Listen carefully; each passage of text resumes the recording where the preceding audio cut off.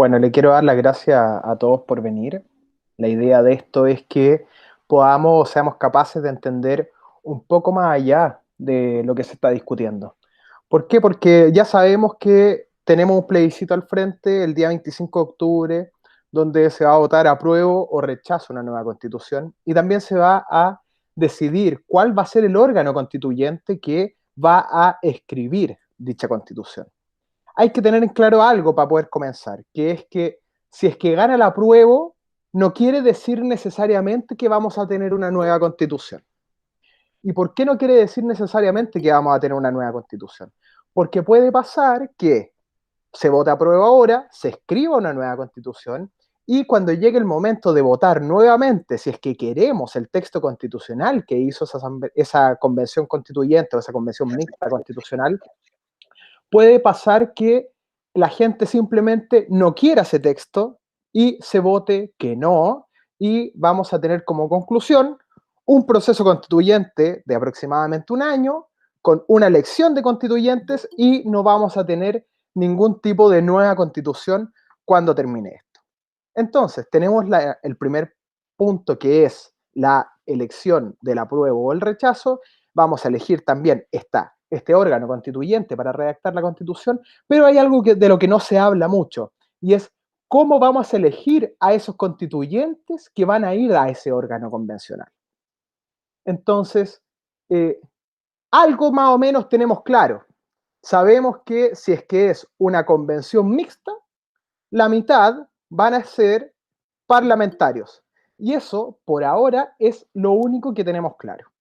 El resto no nos han dicho cómo se va a elegir, o al menos eso es lo que creemos, porque ahora les voy a mostrar que efectivamente sí nos dijeron cómo se van a elegir, solo que el sistema de elección es un poco complicado. Entonces ahora les voy a compartir pantalla y les voy a mostrar un PowerPoint. Bueno, vamos a hablar de los sistemas electorales para la constituyente. ¿Qué tipos de sistemas electorales conviven hoy dentro de este mundo constitucional? Dos. Uno que es mayoritario, donde tenemos los plebiscitos, es decir, si se vota apruebo o rechazo, va a ganar la opción que tenga más votos. Si se vota entre convención mixta constitucional o convención constitucional, va a ganar el que tenga más votos. Cuando se haga el plebiscito de salida, si es que gana el apruebo, se va a elegir el que tenga más votos entre el apruebo de ese nuevo texto constitucional o el rechazo de ese nuevo texto constitucional. Pero tenemos otro sistema, que es un sistema proporcional, que es el de la elección de los constituyentes. En el sistema mayoritario, como yo les contaba, el que saca más votos gana. Entonces, ¿qué otras elecciones mayoritarias tenemos? Presidente, alcalde, gobernador regional, core.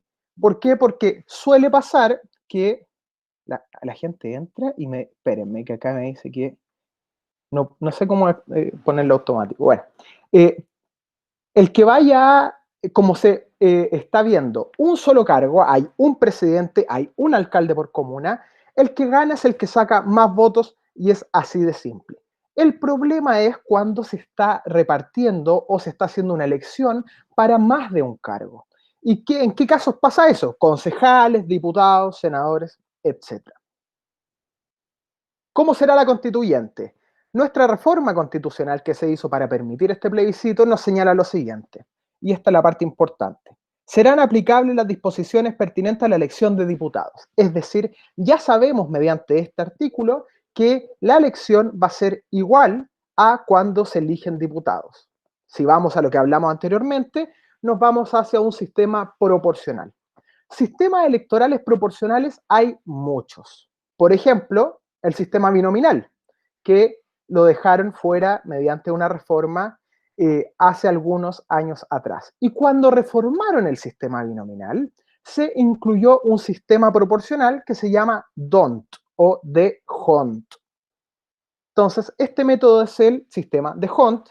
¿Y cuál es el objetivo de este método? ¿Por qué favorece mayorías antes que a candidaturas individuales? Porque el objetivo es que sea más democrático y propende a los objetivos colectivos por sobre los objetivos individuales. No hay que olvidar que una de las tantas definiciones de democracia que nos dan, y de las muchísimas que podemos encontrar, es que la democracia es el gobierno de las mayorías con respeto a las minorías. Entonces, un sistema democrático lo que debiese hacer es propiciar a las mayorías por sobre estas aventuras individuales que nosotros llamamos independientes fuera de pacto. Entonces aquí viene la primera pregunta que yo les hago a ustedes para que después las podamos debatir. La Asamblea Constituyente, la Convención Constituyente Mixta, etcétera, ¿debe ser democrática? Es decir, ¿tiene que ser de la mayoría con respeto a las minorías? ¿O tiene que efectivamente representar a la sociedad? Porque son dos cosas distintas. Como hemos hablado, este sistema lo que propende es que los proyectos colectivos, es decir, aquellos proyectos que van formando mayorías, tengan la posibilidad de elegir para poder cumplir sus objetivos colectivos. Sin embargo, en este caso, mi pregunta va más allá. Y siempre suena mal cuestionar la democracia. ¿Por qué? Porque en Chile al menos tenemos esa visión de que si no es democracia, es dictadura. Y no hay nada entre medio.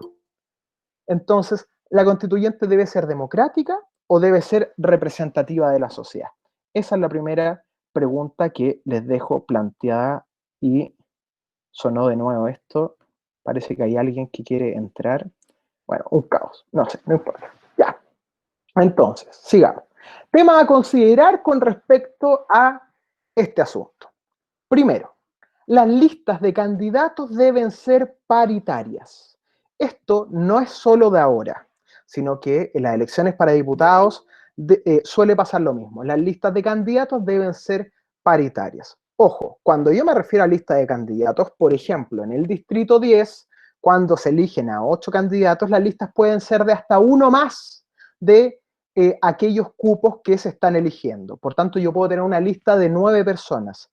Y para ser paritaria, en el caso de que sea impar el número, quiere decir que solamente un género puede superar por uno al otro. Dame un segundo que esto está sonando mucho. Ahí me salió. Bueno, bien. Entonces, segundo tema a considerar. No solo las listas de candidatos deben ser paritarias, sino que en esta convención constitucional, los constituyentes deben ser paritarios.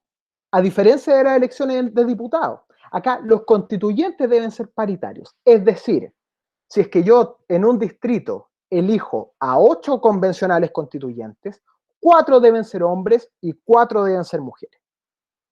Tercer tema a considerar, los pueblos indígenas. Hasta el día de hoy no se ha determinado cuántos cupos indígenas se van a entregar, cuántos cupos de pueblos originarios se van a entregar, ni cómo se van a entregar. Sin embargo, si uno ve un par de indicaciones que han presentado en el Senado, se pueden desprender dos cosas. Primero, que se va a propender a formar un gran distrito de pueblo originario y que los cupos que ellos se les van a reservar van a ser cupos que se van a sumar extra. Es decir, si tenemos una convención constitucional que tiene 155 miembros, y lo vamos a ver más adelante, se sumarían miembros para llegar a tener esos escaños reservados. Entonces, por ahora, no los vamos a poner dentro de esta suma o dentro de esta explicación que vamos a hacer. ¿Por qué? Porque todavía no se dirime en el Congreso lo que va a pasar. Sin embargo, los llamo a tener esto súper en vista. ¿Por qué? Porque basta que se aprueben para que lo que estamos viendo ahora pueda llegar a cambiar como pasó con la paridad. Cuarto punto importante, las listas de los independientes. ¿Por qué es importante el tema de la lista de los independientes? Hasta la elección de diputados pasada, y si vamos al sistema electoral propiamente tal, los independientes no pueden formar listas de independientes. Y para este sistema, DONT o de Hunt, efectivamente lo que más nos importa es la lista de la suma de las distintas listas. Si nosotros tenemos una lista con 9 candidatos, todas las votaciones de esos 9 candidatos se suman para poder determinar quiénes van a obtener los escaños. Y en el caso de los independientes, no existía la posibilidad de que formaran listas, por tanto, no existía la posibilidad de que sumaran sus votos con nadie. Y eso cambia ahora y también lo vamos a explicar más adelante. Y lo último, que también tenemos que tener en consideración al ver este sistema electoral, son los independientes sin lista. Porque aquellos independientes que no forman listas no suman sus votos con nadie. Y como no suman sus votos con nadie, sus posibilidades bajan incalculablemente con respecto a aquellos que van dentro de listas. Darío Paya, un experto electoral de gobierno, decía el otro día que para que un independiente llegue a salir electo, hay una probabilidad de 1 a 100 con respecto a un candidato que va dentro de un partido político. Entonces, si bien yo no calculé ese de 1 a 100 y no sé si será tan abismante la diferencia, pero de que es mucha, eh, eh, sin duda es muy, muy, muy difícil que pueda salir un independiente que vaya fuera de la lista. Bien. Ahora, vamos a las convenciones constitucionales propiamente tal. Hablemos de la convención mixta constitucional. ¿Cuántos convencionales eligen? 172. De esos 172 tenemos 86 que son parlamentarios en ejercicio y 86 personas que son electas por la ciudadanía. Los parlamentarios que van a incorporarse dentro de esta convención mixta constitucional son electos por el Congreso Pleno. Y en este caso de estos 86 no tiene por qué existir paridad, porque las normas de paridad se aplican solamente a aquellos que han sido electos por la ciudadanía. El otro 50%, que son 86, se eligen mediante el sistema proporcional que ya hemos estado conversando, que es el sistema proporcional D'Hondt. Y en este caso, lo que habíamos visto también en estas ideas clave, debe ser paritario en dos cosas. Primero, en la candidatura y también en los electos. Ya dijimos, si el distrito elige un número de convencionales que sea par, tienen que ser la misma cantidad de hombres y mujeres. Si elige un número impar, tiene que ser uno más que los del otro sexo. Por tanto, es imposible que se asegure una convención paritaria propiamente tal. Primero, porque en el caso de 182, claro, nos podría dar la suma, 86 hombres, 86 mujeres. Pero en el caso de 155, la cosa se nos complica y tendría... ¿Cuántos convencionales constituyentes se eligen en la convención mixta? Acá tenemos cantidades convencionales que se elegirían dependiendo del distrito. Tenemos el distrito 1, bueno, ahí esto está dentro de la reforma constitucional, es parte del texto constitucional actual y los pueden ver ahí. Porque si yo me pongo a decir esto es como largo, pero se eligen entre 2 y 4 convencionales constituyentes como máximo dentro de los 28 distritos que tiene nuestro país. ¿Cuántos constituyentes elige la convención? Puse CM, pero es CC. La convención constitucional elige 155, todos son electos por los ciudadanos y esta debe ser paritaria, tanto en las candidaturas como la elección, con las mismas implicancias de la paridad que hablábamos anteriormente. Es decir, si es distrito con número par, se elige la misma cantidad de hombres y mujeres. Si es distrito con un número que elige un número impar de convencionales, puede ser uno más de un sexo que del otro. Y acá vemos que no cambian los distritos, pero sí cambian el número de convencionales que se eligen. Y al final eligen entre 3 y 8. Porque si vemos acá, vemos que en realidad lo que pasa en el otro, en la convención mixta, es que los convencionales se reducen a la mitad para poder dar paso así a los parlamentarios que estarían electos en esta convención mixta. En cambio, en este caso, el número de convencionales que se eligen, y para que uno no se pierda, es exactamente la misma cantidad de diputados que se eligen en dicho distrito. Diputados hoy hay 155 y son 155 los convencionales que se van a elegir, respetando la disparidad que existe o la dispersión que existe en cada uno de los distritos, al igual que la elección de diputados. Ahora, ¿cómo puedo yo ser candidato a esta convención mixta constitucional o convención constitucional? Primero, como militante o independiente dentro de un partido político.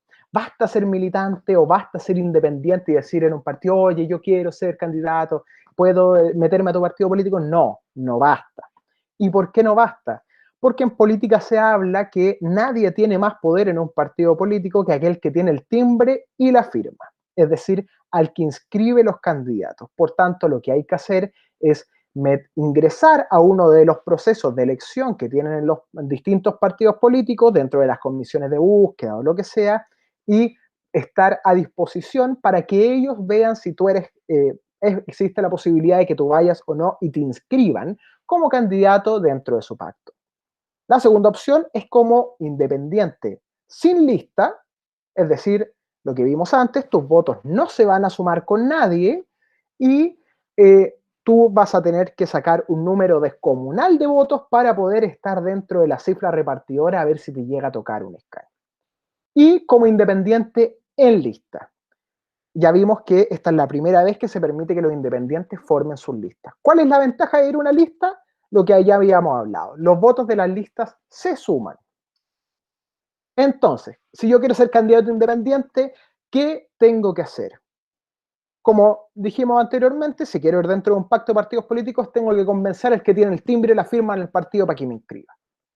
Si quiero ir como independiente dentro de una lista de independientes, la lista total, es decir, a todos los que están dentro de la lista, tienen que juntar un total equivalente de firmas al 1,5 de la totalidad de los votos de la elección anterior de diputados en ese distrito.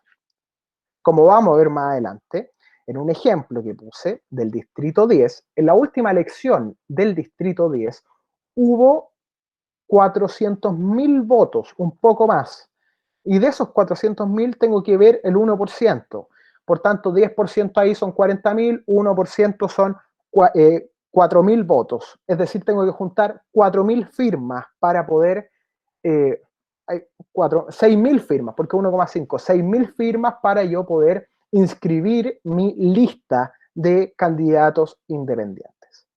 Y si quiero ir como independiente fuera de las listas, tengo que yo solo juntar la cantidad de firmas equivalentes al 0,4% de la totalidad de los votos.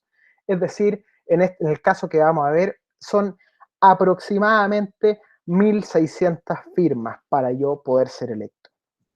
Hoy existen dentro de la Cámara del Senado, en la Comisión de Constitución, se aprobó por unanimidad la posibilidad de bajar este requisito de firmas del 0,4 al 0,2% para los diputados que no quieran ir dentro de pacto y las listas del 1,5 al 0,5% de la totalidad de votos.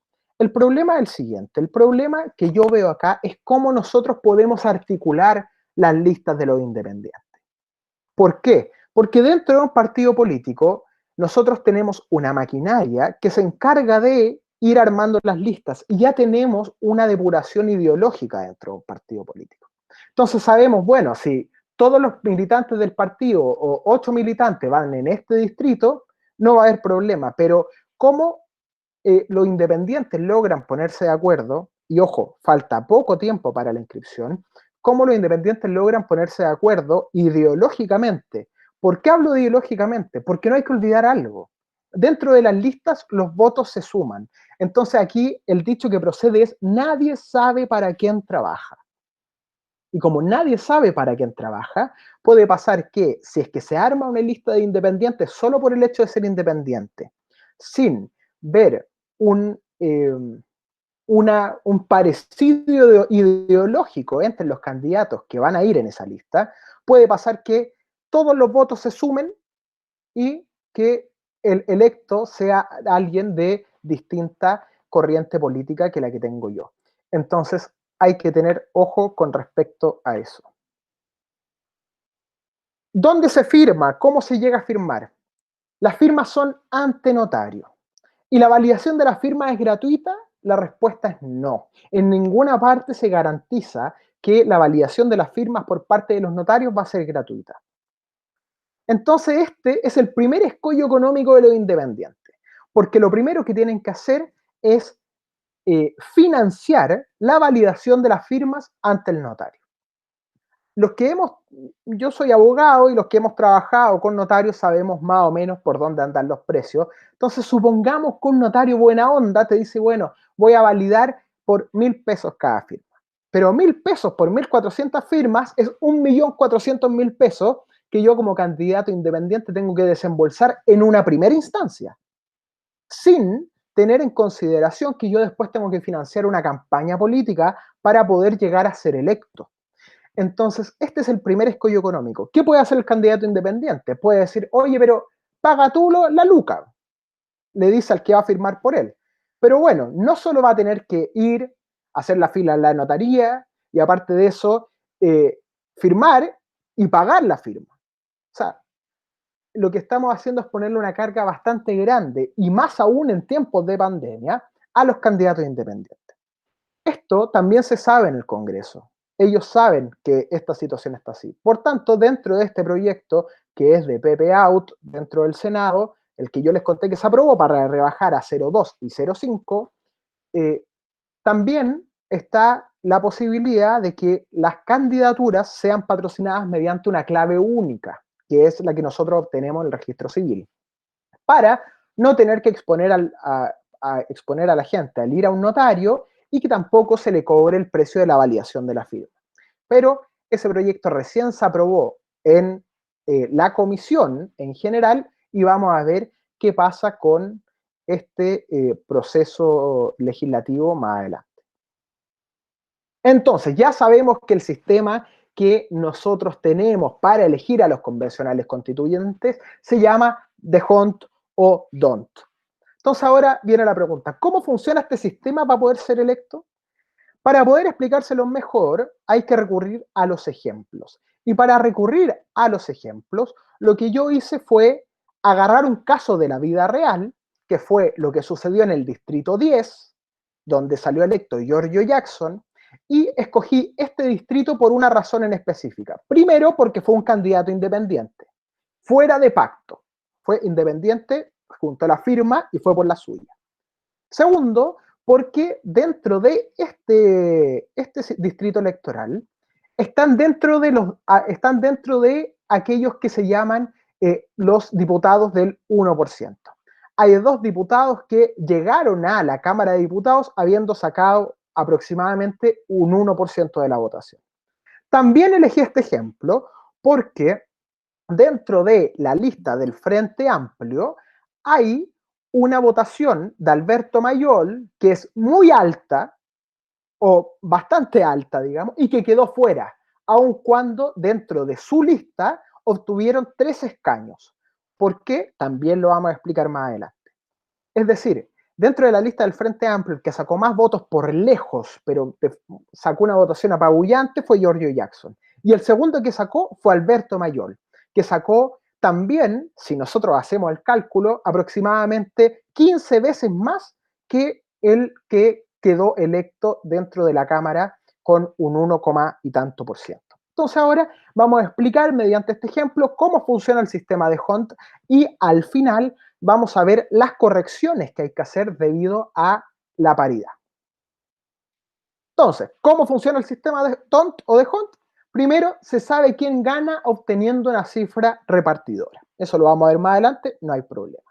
Segundo, no gana necesariamente el que obtiene más votos.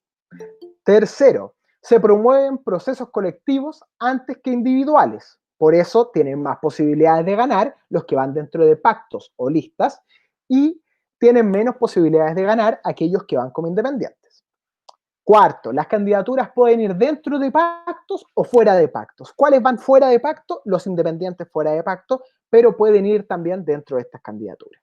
Y dentro de solo lo constituyente, se pueden generar listas de independientes. Esto todavía no se ha aprobado para las elecciones en general de diputados, senador, pero en el caso de la constituyente sí se aprobó y se pueden generar listas de independientes, como vimos, sumando o obteniendo las firmas del 1,5% de las personas que hayan votado, no, de la cantidad de votos de la elección pasada de diputados dentro del distrito.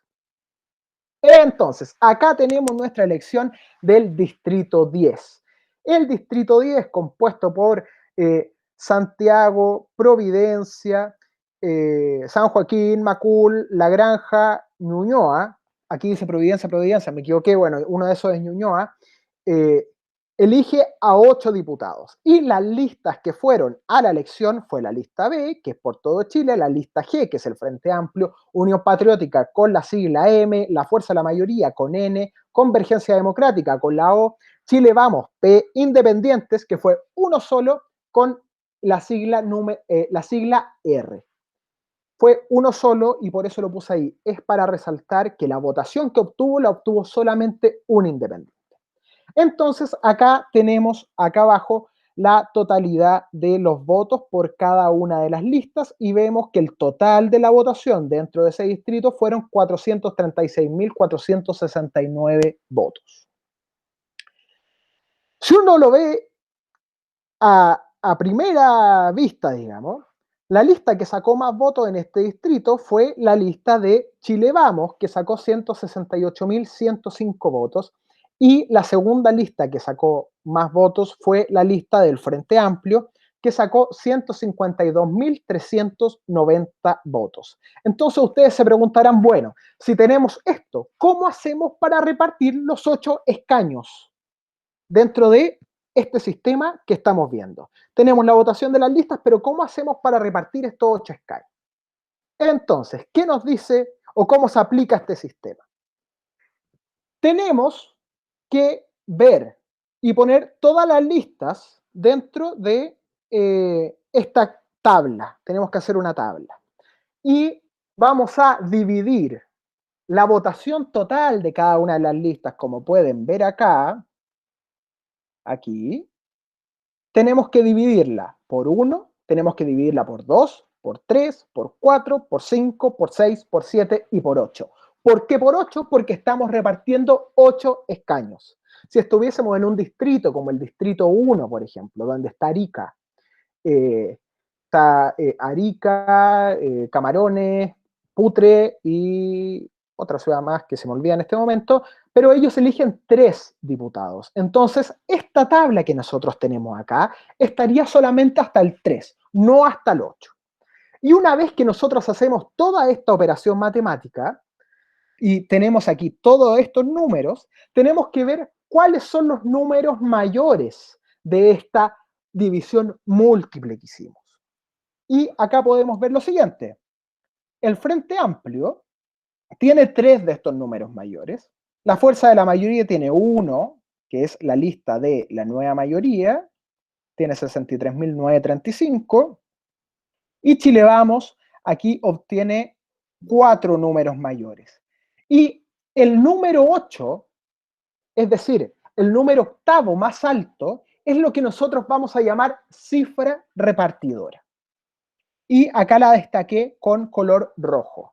Si nosotros analizamos esto, vamos a darnos cuenta que el octavo número más alto de toda la operación es 42.026,25.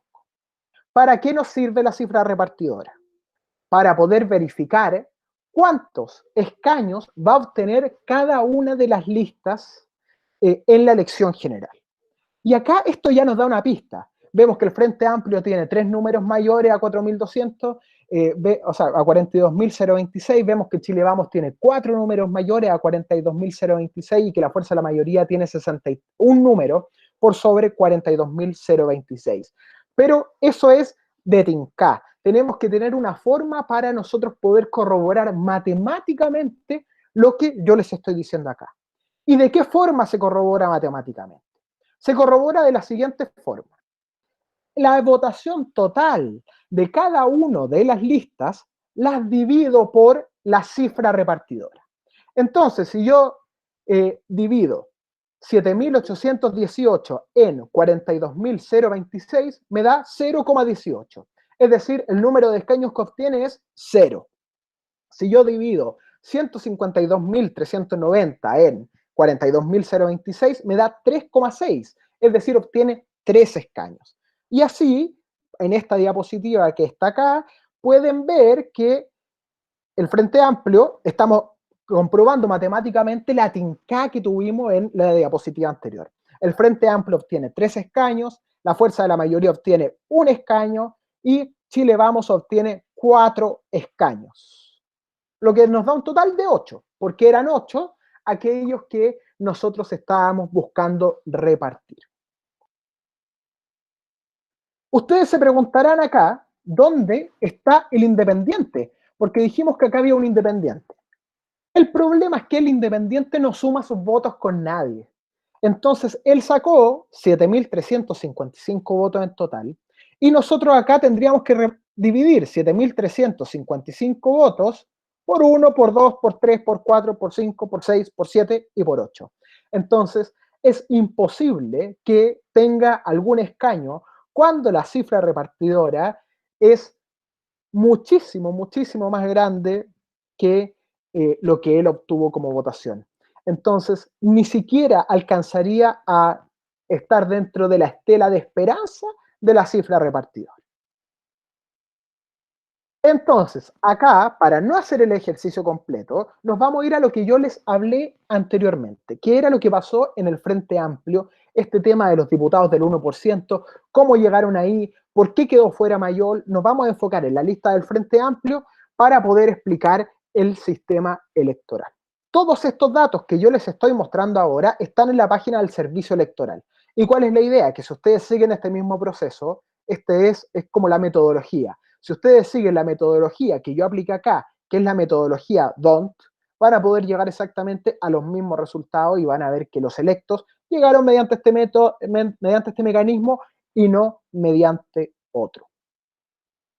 Entonces, acá tenemos la lista G, que es la del Frente Amplio. Ya sabemos que ellos obtuvieron 3 escaños, por lo que vimos acá. Si ustedes ven, dice Frente Amplio, 3,6, es decir, 3. Esto nos aproxima. Lo que importa es el número entero. Lo que hay después de la coma no nos importa. Sirve para cuando hay elecciones muy peleadas.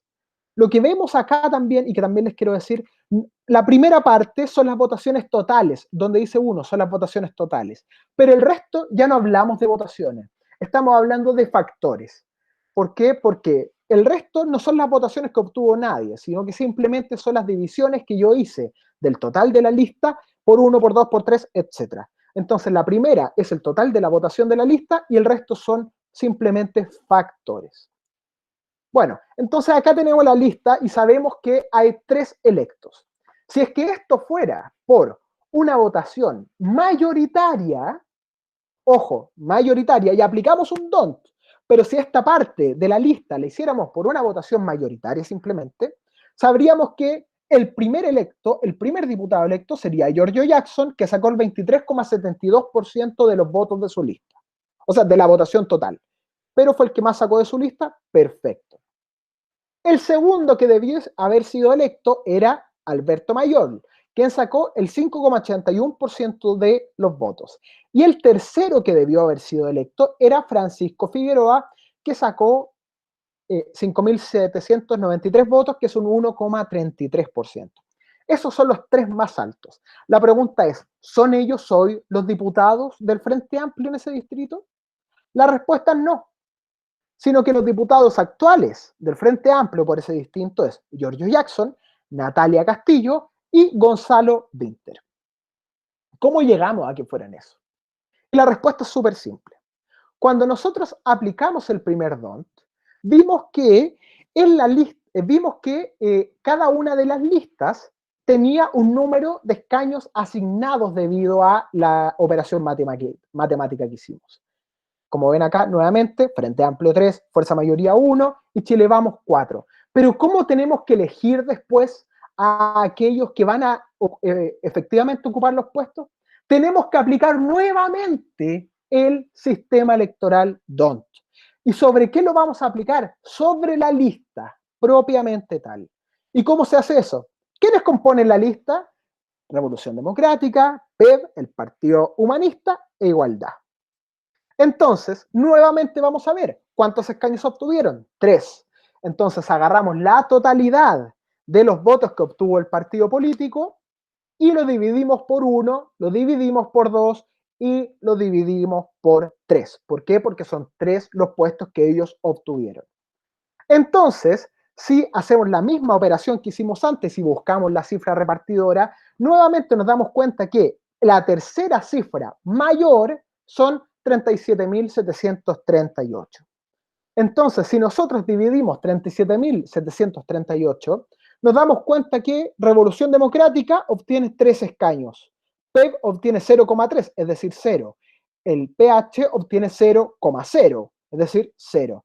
E Igualdad obtiene 0,6, es decir, 0. ¿Por qué? Porque lo que está detrás de la coma a nosotros no nos importa en una primera instancia. Ya es para elecciones muy, muy, muy reñidas.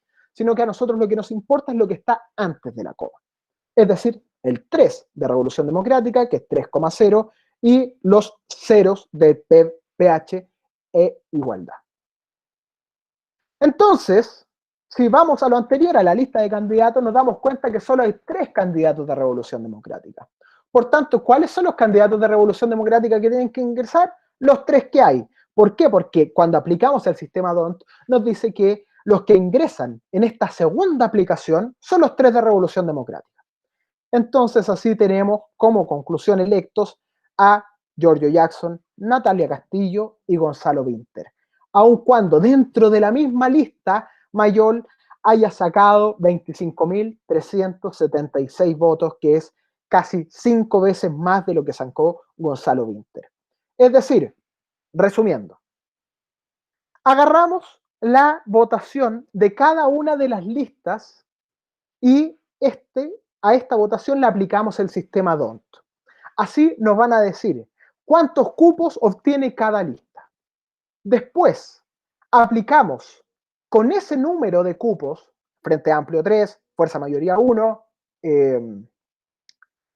Chile Vamos 4, aplicamos nuevamente el sistema DONT y recién ahí nos van a decir cuántos obtienen por partido, cuántos escaños obtienen por partido. Y en este caso, Revolución Democrática se quedó con 3 escaños. ¿Fue por la votación de los compañeros? No. Fue por la votación de Giorgio Jackson, que fue tremenda votación y él solo pudo sostener que los 3 electos hayan sido de su bloque político, de su partido político. Entonces, acá tenemos que los electos diputados en el distrito 10 fueron los 3 de Revolución Democrática, de la forma que ya les expliqué, Maya Fernández y Marcela Sabat, Sebastián Torrealba, Jorge Alessandri y Luciano Cruzcoque. Y ahí la elección, si esto fuera de diputados, está terminada. Ya sabemos quiénes ganaron, ya sabemos quiénes perdieron, nos dimos cuenta que no es necesario sacar gran cantidad de votos para salir electo y también nos dimos cuenta que las mayorías no siempre resultan electas. Pero, ¿no hay nada más que aplicar en el caso de la Convención Constitucional? La respuesta es sí. Tenemos otra cosa que tenemos que tener en cuenta. Acá, antes de decirle, bueno, lo que tenemos que tener en cuenta es la paridad, pero antes de explicarle eso, yo quiero mostrarle el caso del independiente. Daun Noto Toro sacó 7.355 votos, es decir, el 1,69. Sacó más votos que 2 de los diputados electos de Revolución Democrática, y ni aún así quedó adentro. Hay veces que si nosotros hacemos juegos matemáticos, nos podemos dar cuenta que los independientes pueden ser los que más votos sacan, pero como no suman sus votos, como el resto en las listas, pueden quedar fuera igual. Entonces, ¿es un sistema que favorece a los independientes? La respuesta es no. Se han tratado de hacer distintas formas o aplicar distintas fórmulas para ingresar a los independientes dentro de las peleas, sí. Por ejemplo, ¿cuál? Esta posibilidad de la creación de listas independientes. ¿Tiene problemas esto? Sí, tiene problemas. ¿Cómo se tiene que hacer? Ante notario. ¿Cómo? Juntando firmas. Bueno, todo lo que hablamos antes.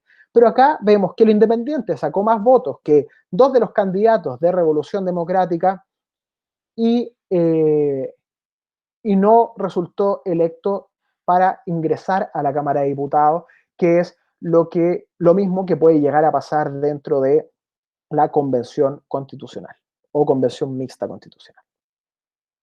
Eso es todo, es igual a la constituyente, que era la pregunta que nos hacíamos antes. No, no es igual. ¿Por qué? Porque tenemos que aplicar una corrección. Tenemos que aplicar, a ellos le llaman corrección, pero tenemos que aplicar el factor de paridad. ¿Qué dice la paridad con respecto a la elección de constituyentes? Es lo que ya hemos dicho. En distritos que eligen un número par de constituyentes, los electos constituyentes deben ser una igual cantidad entre hombres y mujeres. Y en los distritos que eligen un número impar de constituyentes se permite a uno más de un sexo que del otro. Entonces, en el distrito que estamos analizando, distrito número 10, que elige a 8 convencionales constituyentes, tienen que haber 4 hombres y 4 mujeres sí o sí. ¿Y cómo logramos eso? Acá vemos la elección que estábamos analizando recién, eligió a 3 mujeres, que fue Maya Fernández, Marcela Sabat y Natalia Castillo, y a 5 hombres. Es decir, tenemos que buscar la forma de igualar la cantidad de hombres y mujeres. ¿Y cómo lo hacemos acá? Simple. Vamos a buscar al hombre, porque tenemos que corregir a la cantidad de hombres, vamos a buscar al que menos sacó votos. ¿Cuál es el que menos sacó votos acá? Si empezamos a analizar, vamos a ver que Gonzalo Vinter sacó el 1,20% de los votos. Si bien Natalia Castillo sacó el 1,02, ella es mujer. Por tanto, no hay que hacer la corrección con la mujer. Hay que sacar un hombre para ingresar a una mujer. Entonces, el hombre que sacó menos votos fue Gonzalo Vinter con un 1,20%. Entonces, ¿qué va a pasar acá? ¿Quién sale? Gonzalo Vinter. ¿Qué dice la regla de la paridad? Una vez que saquen a alguien por paridad, la mujer que va a ingresar, existe un orden de prelación. La mujer que va a ingresar va a ser aquella que sea del mismo partido político que la persona que sacamos. Pero si nosotros analizamos la lista, nos damos cuenta que no hay mujeres de Revolución Democrática. Entonces, esa primera idea queda descartada. Entonces después nos dice, bueno, entonces va a ser, si es que no hay del mismo partido, va a ser la mujer dentro del mismo pacto que haya sacado mayor votación. Y si analizamos acá la lista del Frente Amplio, nos damos cuenta que la que sacó mayor votación fue la número 62, que es Rosario Olivares, del PEB, que sacó 0,93% de los votos. Por tanto, si estuviésemos en un partido de fútbol, sonaría la persona mediante el parlante, diría, bueno, sale Gonzalo Vinter y entra Rosario Olivares. Entonces, recién con esta corrección por paridad, nosotros podemos dar por terminado el proceso para identificar cuáles son los candidatos que obtuvieron el escaño dentro de la Convención Constitucional. ¿Cómo funciona la paridad de los independientes? ¿Son las mismas reglas? No. Si el independiente va fuera de lista, va a ser distinto el tratamiento a si el independiente va dentro de la lista o de alguna de las listas. Recuerden que el independiente puede ir en la lista de un partido político, en la lista de los independientes o puede ir fuera de lista.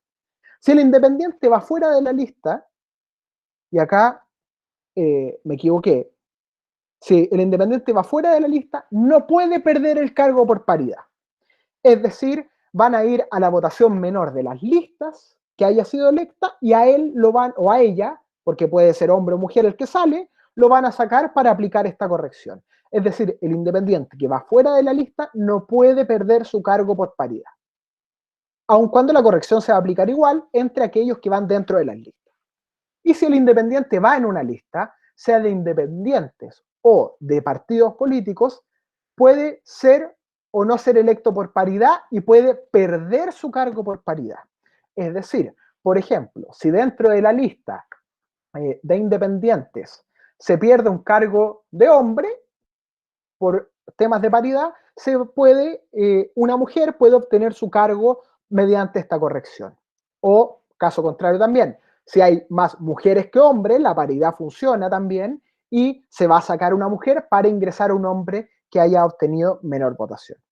Y esto puede ser en el caso de que vaya dentro de una lista de independientes o que vaya dentro de una lista de partidos políticos. Entonces, para ya ir terminando esta explicación y podamos pasar a una conversación. Si el independiente, ¿qué va a pasar al final con los independientes? Bueno, si el independiente va fuera de una lista, no suma sus votos con nadie.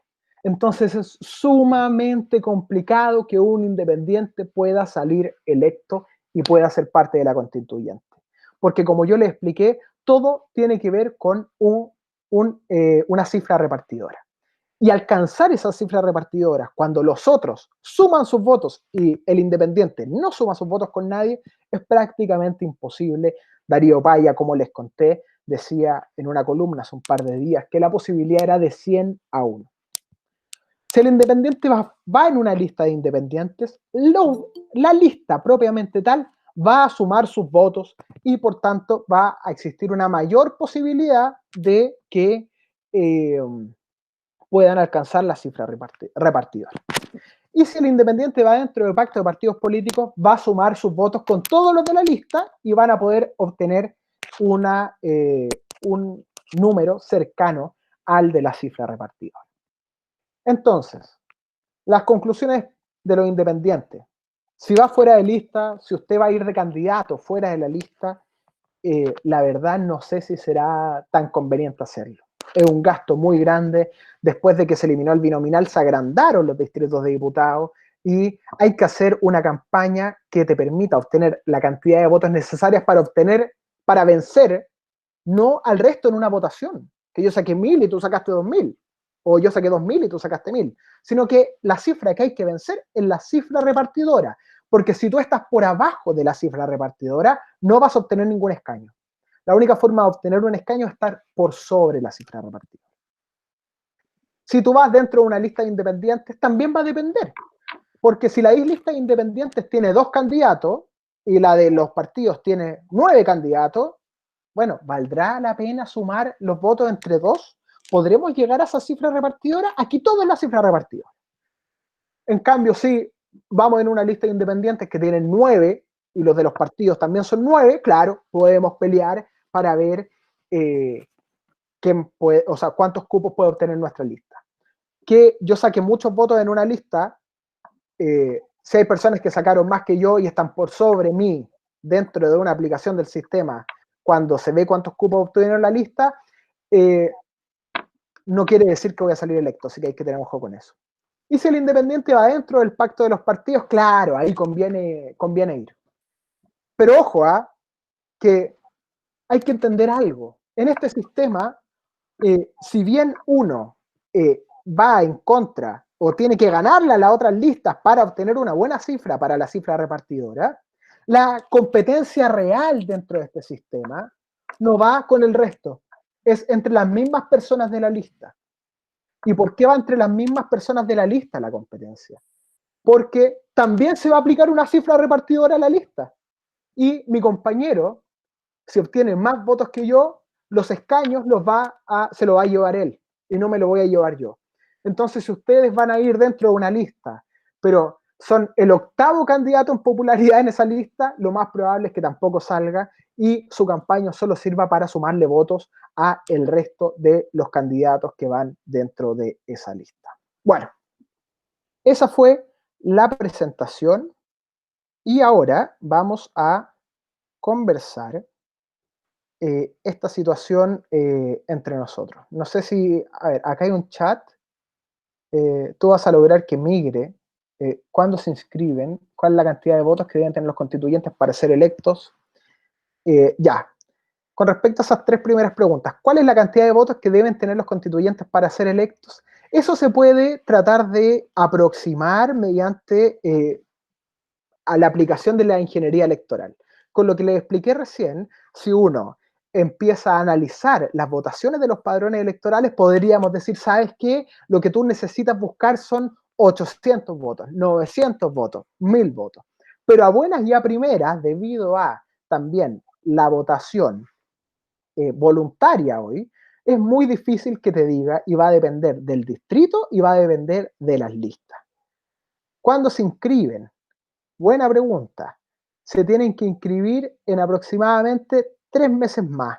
Entonces, lo que hay que tener ojo es que cuando empezar a ver, si es que tú quieres ser constituyente, empezar a ver desde ya si decides ingresar dentro de la lista de alguno de los partidos políticos, porque, insisto, no depende de ti, depende del que tiene el timbre y la firma del partido para que tú puedas ir ahí.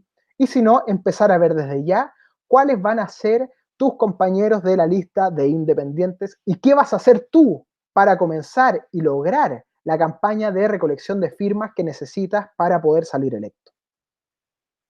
Tú vas a lograr que migre, eso no caché, no puedo contestarlo igual, pero bueno, a ver. Alex, hola. Sí, hola. Perdón, ¿va a ser todo por el chat o se puede preguntar así? No, por favor, aprovechemos que somos pocos. Que me perdí la primera parte de tu charla, gracias por la claridad. ¿Cuántos es la cantidad exacta de constituyentes que, en el caso que yo espero que se aprueben, ¿verdad? Y que ya sea con 100% de constituyentes? ¿Cuál es la cantidad total de personas que debieron elegirse para el trabajo de hacer ¿cómo se llama? La nueva constitución? Si es una convención constitucional, se van a elegir a 155. ¿Cuál es la razón detrás de ese número y no de otro? Perdona mi abyecta ignorancia y les pido mil disculpas al resto de las personas si para ustedes esto es de perogrullo, pero yo me gustaría saber por qué 155 y no 500 y no 10. Porque cuando se hizo la reforma constitucional para aprobar esto, se estableció que se iba a hacer de acuerdo a las reglas de la elección de diputados. Entonces, como son 155 diputados, se aplicó el mismo número para la convención. Ya, en el caso que sea convención mixta, se van a elegir 172, o sea, son 172 convencionales, pero como se elige la mitad, solamente vamos a tener una elección de 86.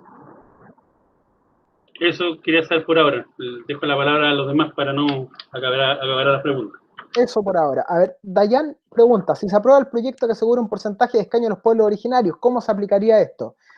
Todavía hay distintas soluciones que entregan en las indicaciones en el Senado. Hay algunas que nos dicen que los cupos se van a aplicar por fuera de los 155 en el caso de la Convención Constitucional. Es decir, por ejemplo, en el caso de la indicación que presentó la senadora Carolina Goich, se dice que la cantidad de escaños va a ser que el total sume 177 porque serían 22 escaños reservados para pueblos originarios. Entonces la Convención Constitucional pasaría de tener 155 a 177 por esta suma de los escaños. ¿Y cómo sería la elección? Hay algunas cosas que se pueden ir desprendiendo desde ya porque uno analiza las indicaciones parlamentarias y se da cuenta que hay muchas que van en el mismo camino. Primero, se dice que se haría un gran distrito a nivel nacional para elegir a estos convencionales. Segundo, la votación va a ser en papeletas distintas. Va a haber una papeleta para votación de pueblos originarios y una papeleta para una votación general. ¿Cómo se va a decidir quiénes votan en qué papeleta? Esa es una buena pregunta y ahí está dividido entre sectores de gobierno y los sectores de oposición. Los sectores de gobierno suelen decir, en realidad todas las indicaciones dicen lo mismo, que es que ellos estiman que se crea un padrón electoral indígena y las personas que se inscriban en ese padrón electoral indígena no pueden votar en la elección general. Entonces solo pueden elegir a los convencionales constituyentes de pueblo originario.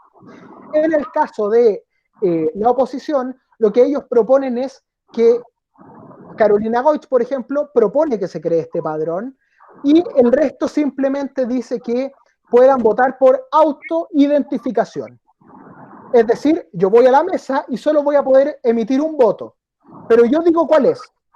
Es decir, yo llego y digo, yo me siento mapuche. Así que a ti te van a pasar la papeleta que es para la votación del pueblo mapuche. O tú dices, yo creo o yo me siento Selknam.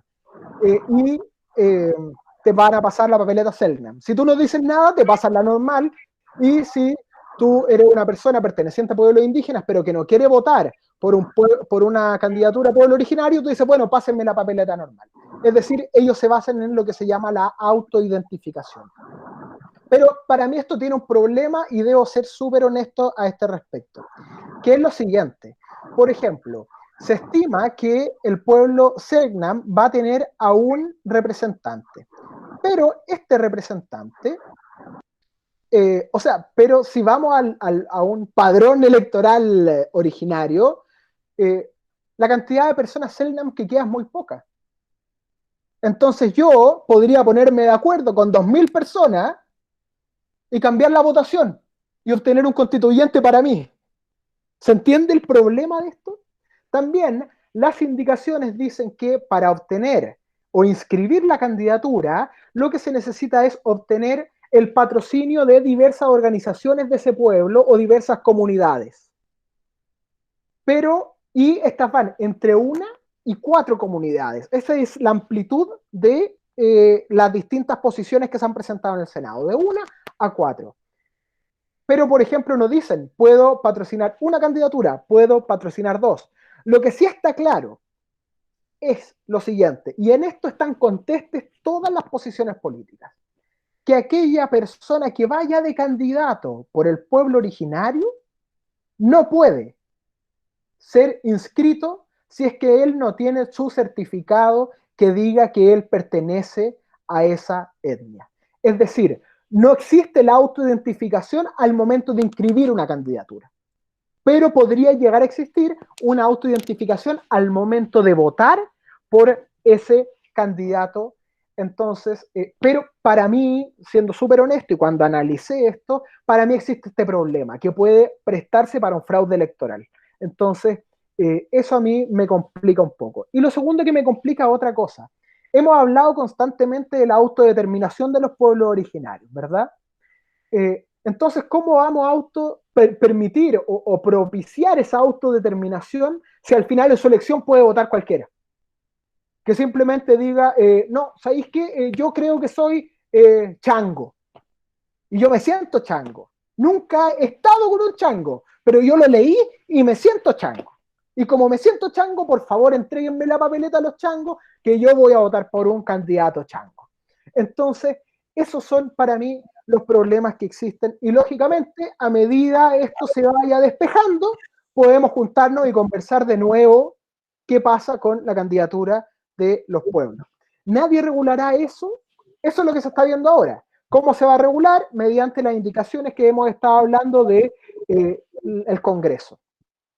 Los apoderados de mesa estarán al tanto, sí, estarán al tanto y bueno, esperamos, como se va a armar un distrito especial para los pueblos originarios, que cada lista de los pueblos originarios también pueda tener apoderados de mesa. Claudio, cuenta. Alexander, mira, quiero hacerte una consulta que me hicieron la otra vez los chicos en la clase y la verdad es que no supe cómo responderla. O sea, a ver, yo incluso siendo profesor de Derecho Constitucional, el sistema DONT lo encuentro una cuestión pero espantosamente enredada, imposible de explicar a los alumnos. Uno que es profesor tampoco lo tiene tan claro. ¿Me entiendes? A pesar de los mayores esfuerzos didácticos que estás haciendo tú. Y ahí es donde me sale la duda, y no quiero una discusión ideológica, pero sí una discusión técnica. La gente que entiende que va a votar a prueba porque va a tener una constitución hecha por la gente, que nazca de las bases, que en definitiva sea legítima, escrita por todos los ciudadanos, y tú y yo sabemos que eso no es verdad. O sea, más con este sistema que tú nos estás explicando. O sea, esa constitución que va a salir del pueblo, bla, bla, bla, no es real. Entonces, la pregunta que te hago, insisto, no es ideológica, sino que técnica. ¿Cuál es la diferencia entonces entre mantener la constitución que está y esta otra que va a terminar siendo gobernada por los partidos políticos? Me lo preguntó un alumno cuando yo le presento el sistema DON y me dice, bueno, profe, entonces, ¿para qué la vamos a cambiar? O sea, en términos de legitimidad, no sé si me explico la esperanza que tiene la gente. ¿Cuál es tu opinión en ella ese respecto? ¿Cuál es la diferencia, en definitiva? ¿Qué diferencia va a marcar una nueva constitución bajo estos parámetros? Que además la gente no se lo espera, porque la gente no se espera esto. O sea, y aquí habemos 15 personas, pero afuera hay millones de chilenos que creen que efectivamente la constitución se escribirá entre todos, y eso no es así. ¿Cachai? Siempre ¿Puedo me decir da... algo? Sí, claro. Lo que pasa es que cuando yo no sé nada de esto, yo me meto porque me gusta nomás y yo creo que cuando la gente sepa va a arder Troya, porque de verdad la gente está demasiado, demasiado enojada, me incluyo. Por eso de hecho yo escribí la parte de que si no vas a hacer que migre, porque ese sistema, bueno, lo conocía un poco, pero no sabía exactamente cómo era. Y eso, en realidad, muchas personas a mí me han preguntado, ¿y si mejor no la cambiamos, para qué? Si al Porque, final, yo incluso me he leído la Constitución ahora, es que yo estoy en, ¿cómo se llama? No, yo estoy a favor de la prueba, por si acaso, pero estoy con licencia y me he leído la Constitución en algunas partes, en realidad, y sabéis que todo es inconstitucional, entonces llega a dar pena este país, bueno. porque va a causar, y con esto no intervengo más, Alexander, va a causar un efecto, tal y cual como lo dice Valentina, de desazón en el pueblo. Esto la gente no se lo espera, o sea, la gente no espera una constitución escrita por todos, y el sistema no da para eso. ¿Cómo lo resolvemos? A ver, aquí yo creo que hay algo que es, te voy a silenciar un momento, Claudito. Eh, Creo que hay un juego retórico acá. Siendo súper honesto, y Eric, maestro en negociación, acá hay un tema comunicacional, porque si uno dice, bueno, le estamos prometiendo una constitución escrita 100% por los ciudadanos, y efectivamente los militantes de partidos políticos también son ciudadanos, y los independientes que pueden llegar ahí también son ciudadanos, y bueno, va a ser una constitución escrita 100% por ciudadanos. Ahora, sin ir hacia el apruebo o el rechazo, porque en este momento yo tengo un puesto o una posición académica y no es lo que corresponde manifestar ahora para dónde voy, sí les puedo decir que las constituciones en general tienen una duración de 19 años, de acuerdo al último estudio que hizo el PNUD.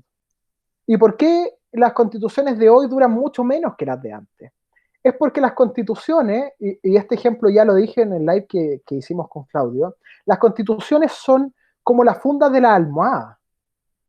Y la almohada en sí misma es la sociedad. Entonces, claramente, cuando nosotros compramos recién una almohada y la ponemos dentro de la funda, cabe perfecto. Y uno, de hecho, quiere aplanarla un poco para que se pueda adaptar a uno, porque las almohadas recién compradas son bastante incómodas. Entonces, claro, tenemos la Constitución y vemos que con la sociedad que escribió esa Constitución calza perfecto. Pero últimamente, debido a la globalización, al acceso a la información, a la inmediatez de la información, a la derrota de los paradigmas sociales, etc., vemos que las sociedades en sí mismas van cambiando cada vez más rápido. Entonces, como las sociedades van cambiando más rápido, por un tema de sociología jurídica, es decir, por la efectividad de las normas que nosotros queremos, se hace innecesario ir cambiando las constituciones.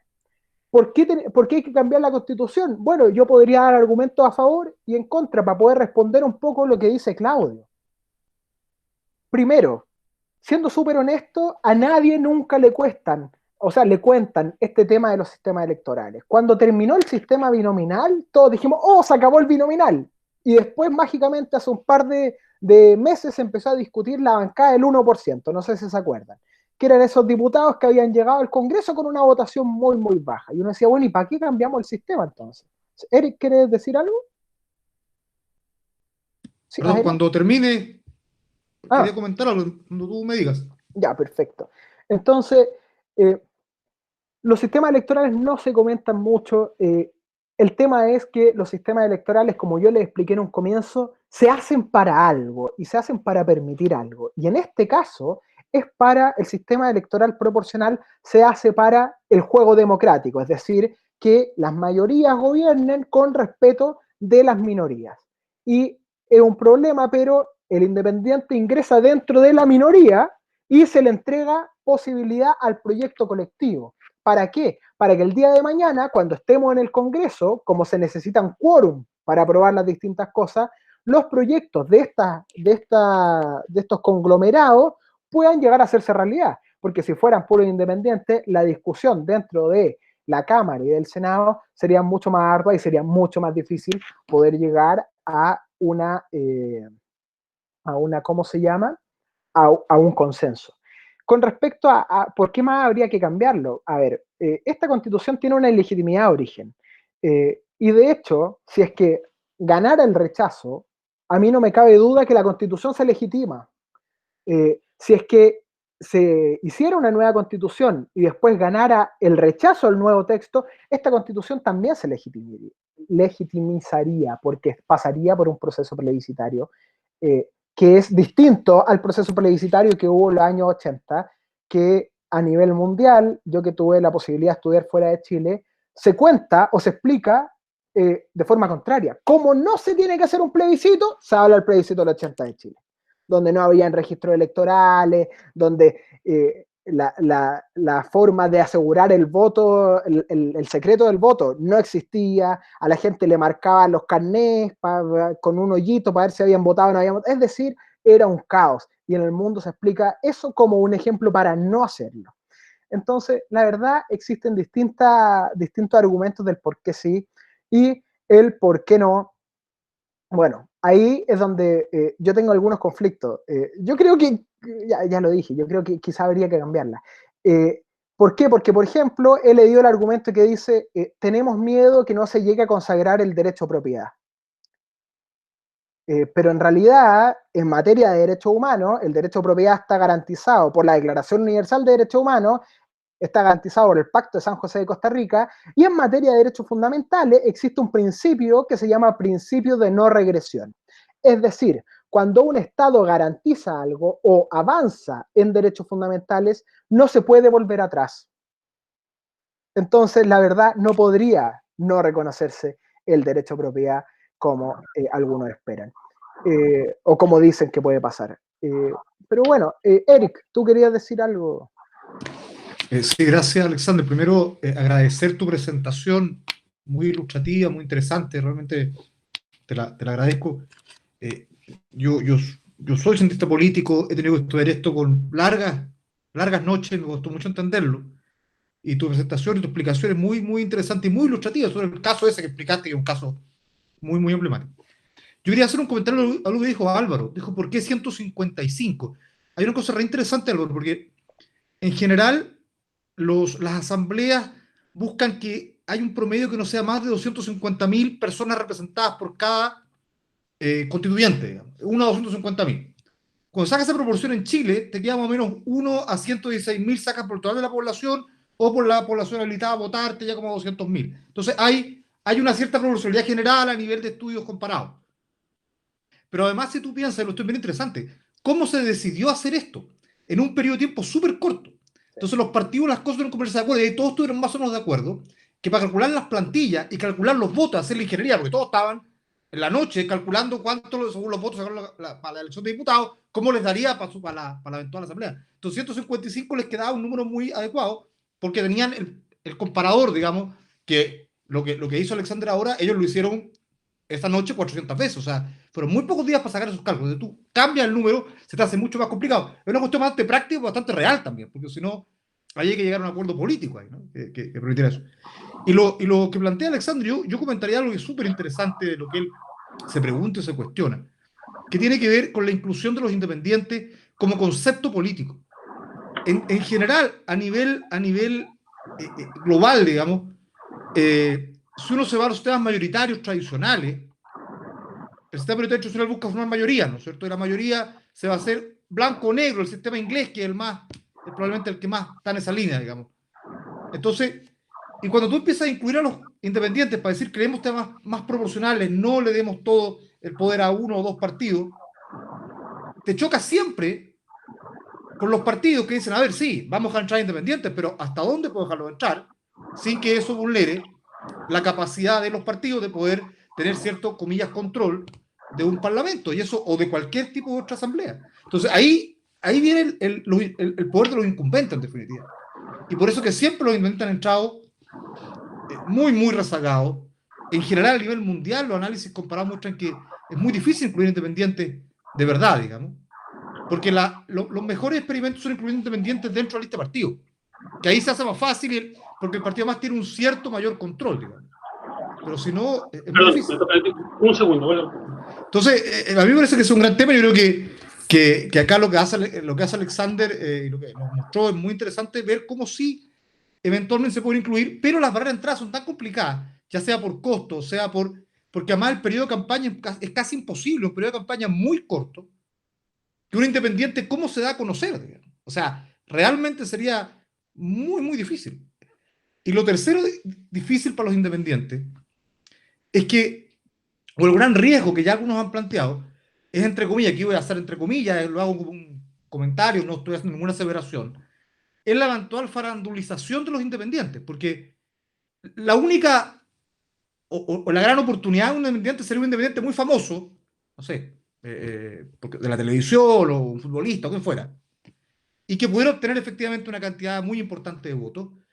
Eh, pero eso tampoco es lo que quisiera el sistema. Digamos, el sistema quisiera personas que tuvieran vocación pública, que hubieran demostrado su interés por esto. Y el último comentario sobre la representatividad, hay que tener cuidado porque la mayor parte de los procesos constituyentes en el mundo, según el PNUD que mencionó Alexander, se han dado por comisiones de expertos, no por asambleas constituyentes. Eso es interesante, digamos. Pero, o sea, la legitimidad de las comisiones de expertos no hay que mirarles menos, y en el 40 y tantos por ciento a nivel mundial, o 40% ha sido por comisiones de expertos. Lo que en teoría valida este proceso es la participación plebiscitaria. O sea, que de entrada y a la salida haya plebiscitos con una alta participación, en que la gente sienta que con su voto valoró y votó una contribución importante y relevante para ellos. Pero en América Latina es interesante que las asambleas constituyentes son mayoritarias. O sea, en nuestro continente o subcontinente somos más de asambleas constituyentes que parece que tienen más legitimidad. Entonces, eso era un par de cosas que quería comentar y volver a agradecer a Alexander tu presentación. Debieras compartirla porque está muy, muy ilustrativa. Todos podemos, y todos te vamos a copiar después para usarla. Porque sorry, te vamos a colocar ahí como derecho de autor, pero te vamos a copiar, o sea, te lo digo al tiro. Ay, perdón, quiero aprovecharme de lo que tú estabas planteando. En mi caso particular, ¿por qué me motivé a interiorizarme un poquito más? Estoy haciendo ahora un trabajo con un grupo importante de gente que trabaja en investigación científica, con hospitales públicos y un par de clínicas privadas, y entre ellos surge mucho en la conversa la necesidad de que en la nueva constitución, asumiendo todo ello que viene la nueva constitución y que ganan la prueba, se escuchen a los investigadores, se escuchen a las personas que están detrás del trabajo científico y de la brutal importancia que tiene hoy día en Chile, o sea, la brutal importancia que debiera tener y que hoy día no tiene. Y les gustaría a algunos de ellos decir, escucha, ¿cómo lo hago para llegar, no es verdad?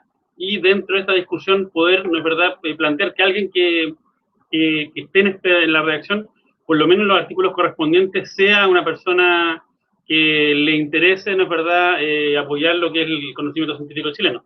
Y ahí es donde me pongo a averiguar, y por lo que me queda muy claro, van a tener que, los que les interese, ir a ver si hay alguna lista de algún partido o armar una lista independiente grandota, pero para pelearse entre ellos. O sea, es una cosa bien espuria, bien miserable, así como está planteado, percatarnos que igual, o sea, por ejemplo, yo asumo que los constituyentes en ninguna parte se les dice solamente puede postular a ser constituyente si no milita en ningún partido, porque hoy día aproximadamente, no sé, un 5, un 6% de la población en Chile, entiendo, o un poco menos, declara militar en algún partido político. Entonces, claro, que sean constituyentes solamente ese otro 94, 95% no está ahí. O sea, cualquier militante, y obviamente que van a entrar dentro de los listados partidos, y al final, no es verdad, nos vamos a encontrar con gente que va a estar sumamente controlada en su opinión y en sus propuestas por los partidos políticos existentes. Entonces veo que detrás de esto hay o sea, igual que hagámoslo, o sea, entre no hacerlo y hacerlo, hagámoslo. Creo que el momento en que hay una posibilidad de hacer una constitución que va a tener una legitimidad, porque sabemos dónde surgió esta, y que surjan ideas nuevas e interesantes que puedan dar, démosle. A lo mejor no va a ser lo mejor, no va a ser como querríamos. Pero lamento enormemente ese detalle, esto de que, en definitiva, aquellas personas que tengan ideas completamente independientes y novedosas van a tener que supeditarse a aquellos que van a ser parte de un colectivo que no necesariamente va a tener ganas de, o de tener el bien común o o cambios realmente importantes como se orienta. Eso era mi comentario y gracias por los alcances que han hecho. Yo creo que si el gobierno no piensa rápido de acá hasta 3 meses más, o no sé cuánto, el próximo año se va a venir feo en Chile. Entonces creo que lo ideal es, bueno, es eso, pero, pero bueno, ¿quiénes somos nosotros para decirle al gobierno lo que tiene que hacer? Yo creo que esto va un poco más allá. Los que tienen que modificar cosas en este aspecto del Congreso. Claro, Pero mira, al final, seamos honestos, seamos honestos. La gente va a votar, si no se informa, ni siquiera se van a enterar de que este es el sistema electoral, y después van a ir a armar la constituyente y esto va a pasar al olvido también. O sea, ¿qué es lo que yo quiero evitar con esto? Porque bueno, yo como abogado constitucionalista, cuando a mí supe que iba a comenzar este proceso, para mí fue como estar viviendo un sueño, porque imagínense por un abogado constitucionalista que justo hay un proceso constituyente único en tu vida, digamos. Y dije, bueno, quizás podría ser un candidato a la constituyente independiente. Y después cuando me puse a mirar esto, dije, bueno, no voy a perder plata porque sí, ni energía, ni nada, porque no voy a salir electo como independiente.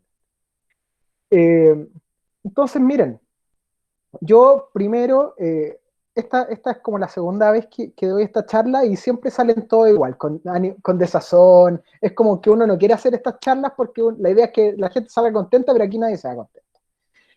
Pero hay que ponerse contento porque, bueno, sabemos más, sabemos cómo se va a elegir, eh, y, y si bien puede que no nos guste y que hayan otras fórmulas, yo vuelvo a preguntar lo mismo y es con lo que yo quiero que ustedes se vayan y reflexionen. En el aspecto de una asamblea constituyente, ¿tiene que ser democrática o tiene que ser representativa de la sociedad? Porque son dos cosas distintas y yo insisto que cada vez que uno cuestiona la democracia, queda la embarrada, porque solo o es democracia o es dictadura. Si yo digo que no estoy en contra de la democracia, soy dictatorial. Pero, ¿qué pasa? Hay otros lugares en el mundo donde se han hecho asambleas constituyentes y se hace por método estadístico. Se agarran los 155 cupos y las personas tienen la obligación ciudadana de integrar la convención si los llaman y se hace por sorteo. ¿Por qué? Porque estadísticamente un sorteo bien hecho permitiría una mayor representatividad de la sociedad dentro de una asamblea. Pero acá en Chile, y por el pasado que tenemos, es muy difícil plantear algo si no es democrático. Pero lo democrático es el gobierno de las mayorías con respeto de las minorías. Entonces, ¿qué es lo que buscamos? Queremos efectivamente una asamblea que sea democrática, porque este sistema propende a la democracia, más incluso, como explicaba Eric, que un sistema mayoritario. Hay una amiga nos preguntaba si los GORES también están bajo sistema. No, GORE está bajo sistema de votación mayoritaria. Eh, pero yo creo que nos vayamos pensando eso.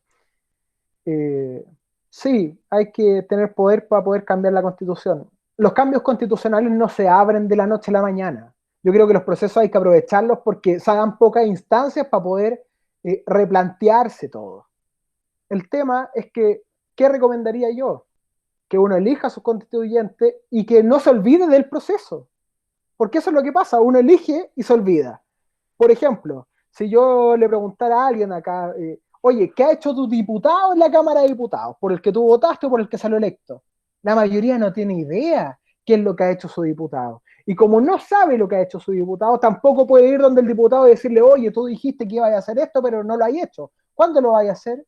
Entonces, la preocupación ciudadana no puede ser solo hecho de ir a votar, sino que el ciudadano, la misión que tiene es acompañar a su representante para que lo represente. Alexander, Sí. te puedo hacer una pregunta. ¿Cómo ves tú, ya que dijiste la misión del ciudadano no solo votar, sino acompañar, te pregunto en la del voto, ¿cómo ves tú este proceso si tenemos una baja participación electoral en el plebiscito? ¿Cuál es tu análisis de eso? Una participación menor del 50%, que sería baja. Baja, baja. yo creo que hoy en día existen excusas suficientes como para permitir una baja participación en el proceso. Tenemos una pandemia entre medio, sabemos que aun cuando el CERVEL esté armando horarios especiales para que vayan a votar las personas mayores, eso tampoco es que motive la votación, no sabemos cómo van a estar los números de la pandemia, es decir, Eric, yo creo que están justificados, al menos, no estamos diciendo que la justificación sea la justificación real, sino que al menos mediante una justificación teórica yo pues bueno, no importa, fueron a votar pocos porque, y le doy una justificación cualquiera. El tema es el plebiscito de salida, yo creo, que es el que tiene que tener mucha votación. Pero el problema es el siguiente, es que por lo que vi, se quiere que el plebiscito de salida sea con voto obligatorio para aumentar esta participación, pero una constitución aprobada, y por eso el problema es de salida, una constitución aprobada con el 40% va a carecer de los mismos, no de los mismos quizás, pero de que va a carecer de problemas de legitimidad y va a ser cuestionada más adelante, y vamos a estar en 20 años más discutiendo cómo cambiamos la constitución del 2022 porque no fue aprobada por un gran número de la ciudadanía. Y el problema que hay siempre en las democracias. Entonces, uno al final se pregunta, bueno, ¿la democracia realmente es el gobierno de las mayorías o es el gobierno de las mayorías interesadas? Y ahí es donde viene el problema. Por eso lo que hay que promover, yo creo, es la participación ciudadana, no solo en los momentos de votación, sino que también en el seguimiento de lo que hacen sus representantes. Pero en el plebiscito de entrada, creo que aunque voten 20 personas, no hay ningún problema porque existen circunstancias externas que también validarían el proceso. El problema en el plebiscito de salida. Consulta, Sí, ya ahí nos vamos a agregar igual. El sistema DONT, sí, no sé. Ya. ¿Qué otros sistemas hay? Obviamente me imagino que hay un montón, pero ¿cuál recomiendas tú? ¿cuál recomiendo? Eso ya está difícil, una cosa es saberlo y poder explicarlo a recomendar otro. No, pero algo así. A ver, hay un sistema que se llama, pucha, me pillaron hasta con los nombres. Bueno, hay un sistema que es el sistema proporcional, pero que entrega también cargos eh, por lo que está después de la coma. ¿Se acuerdan que cuando explicamos el sistema vimos que habían o se repartían los cargos de acuerdo a lo que estaba antes de la coma, es decir, del número entero? Hay un sistema que también es proporcional que entrega para el resto de lo que está después de la coma a el más alto. Quizá alguien se acuerda aquí cómo se llama, Beyer algo, se los voy a enviar después, pero lo interesante es que yo analicé una elección hace un tiempo atrás con varios sistemas y por último este permitía una repartición más amplia de los cargos. Pero la verdad, mira, yo hace un tiempo atrás, antes que me pusiera a estudiar los sistemas electorales, era muy fanático del sistema de la mayoría o voto mayoritario, era lo que me parecía más justo. Pero el problema viene en el después, que es en el generar los consensos para poder aprobar los proyectos. Entonces, bueno, ¿cuál recomiendo? Eso va a ser una asesoría pagada después para el Congreso en unos años más. Así que no voy a adelantar mucho para evitar eso. Eric, por favor, sálvame, por favor. Tiene un comentario, Valentina, que lo que planteó Alexander, claro, son aplicaciones más complejas y hay un montón ahí, pero una respuesta simple sería que hay dos sistemas básicos: sistema mayoritario o proporcionales. O sea, ahí se parte, ahí está todo. ¿Ya? Esa es la estructura. Y los sistemas mayoritarios pueden ser uninominales, binominales, y en general llegan hasta ahí. Que nosotros teníamos antes un mayoritario con binominal. Los proporcionales son en general después nominales, porque proporcional y reparte una cantidad determinada de escaños, ¿no es cierto? De acuerdo a lo que se defina, 3, 5, 8, lo que sea, y ahí reparte proporcionalmente. La pregunta no es el sistema electoral, sino el mecanismo de repartición. y lo que habla el sistema DONT, que es el gran sistema que se usa en todo el mundo, ¿ah? O sea, el mecanismo de repartición es como súper estándar, pero el tema no es el mecanismo específico, es cómo se aplica, porque hay un montón que lo decide cada país, y lo deciden los parlamentarios cuando hacen ingeniería electoral, que se llama, que en el fondo es el sistema DONT corregido, que le llaman todo.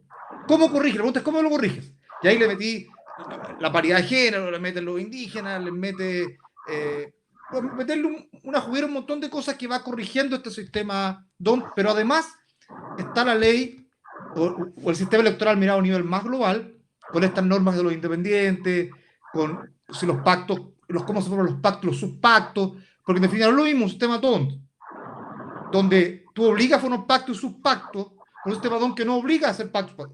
No es lo mismo un sistema DONT con independientes que pueden ir dentro de un pacto o fuera de él, o que no. Entonces, es como un gran macro mayoritario proporcional, pero la bajada pues es un embudo súper chiquitito, donde casi se eligen a dedo, entre comillas. Queda son finezas muy de detalle, que al final, siendo muy realistas, esto lo hacen los expertos electorales, que se ponen de acuerdo al final, sacando la cuenta a la milésima, viendo cómo les convendría a ellos, en ese escenario, ir a una discusión. Fíjate que en el caso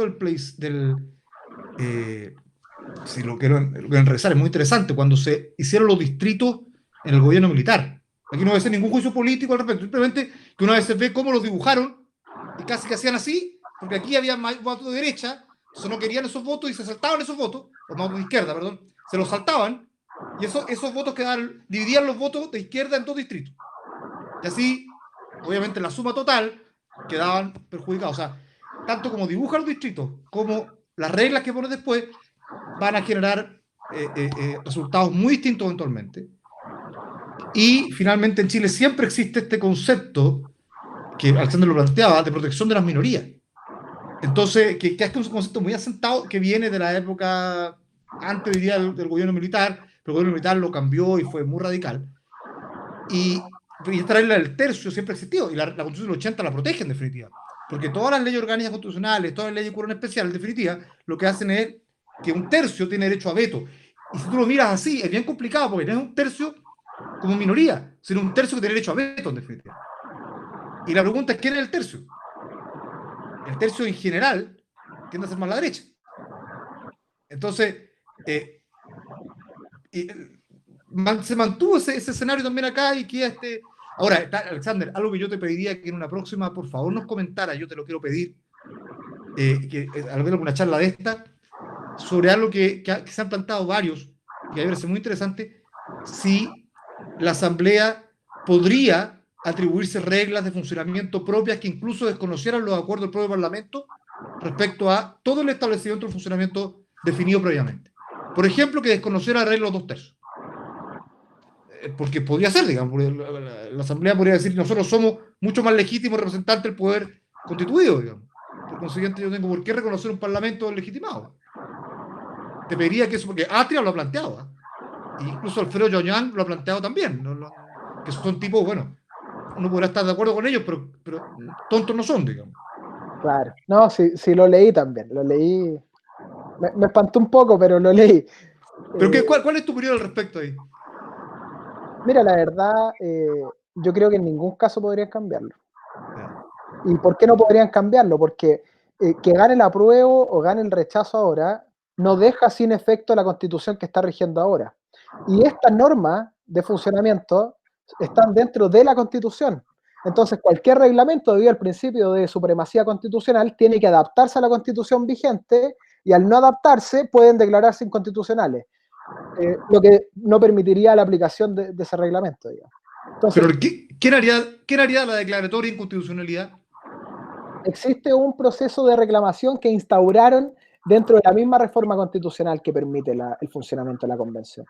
Entonces, se pusieron en ese caso y crearon ellos mismos el procedimiento para alegar cuando la convención esté funcionando de distinta forma a garantizar la Constitución.